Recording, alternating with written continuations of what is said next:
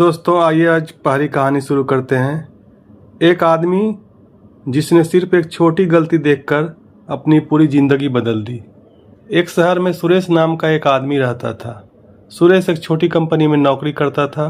वह मेहनती था, ईमानदार था और अपने परिवार से बहुत प्यार करता था।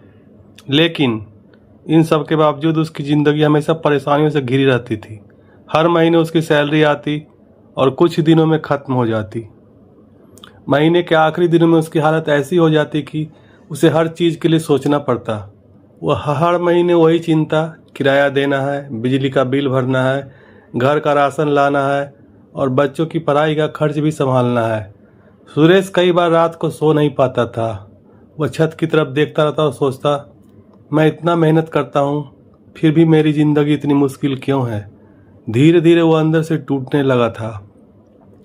एक दिन ऑफिस से लौटते समय उसकी मुलाकात उसके पुराने दोस्त अजय से हुई। अजय पहले उसी के साथ काम करता था, लेकिन अब वह अपनी ज़िंदगी पूरी तरह बदल चुकी थी।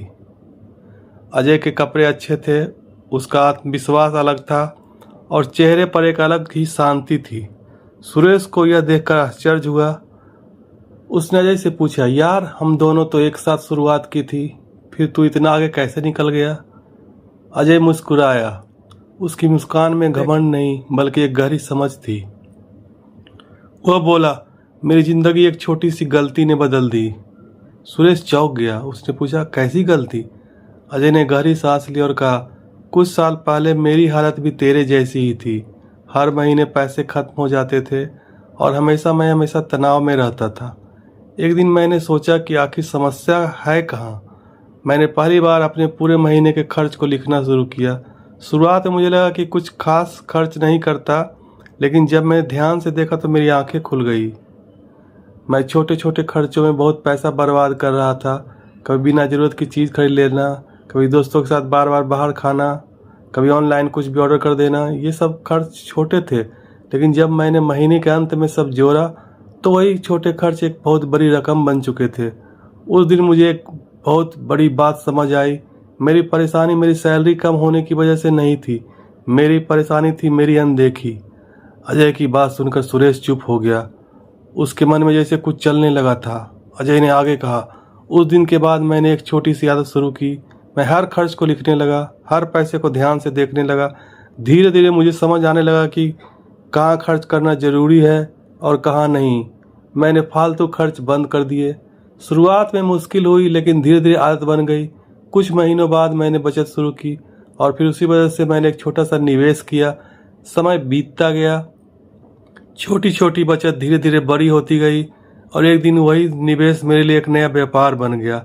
आज मैं वहीं खड़ा हूँ जहाँ मैं कभी सोच भी नहीं सकता था। सुरेश सब ध्यान से सुन रहा था। उसके चेहरे पे अब चिंता नहीं बल्कि एक नई उम्मीद थी। उसे समझ आ गया था कि उसकी समस्या जिंदगी से बाहर नहीं अंदर थी। समस्या पैसे की नहीं थी, समस्या थी ध्यान की कमी। उस दिन के बाद सुरेश ने भी एक छोटी सी शुरुआत की।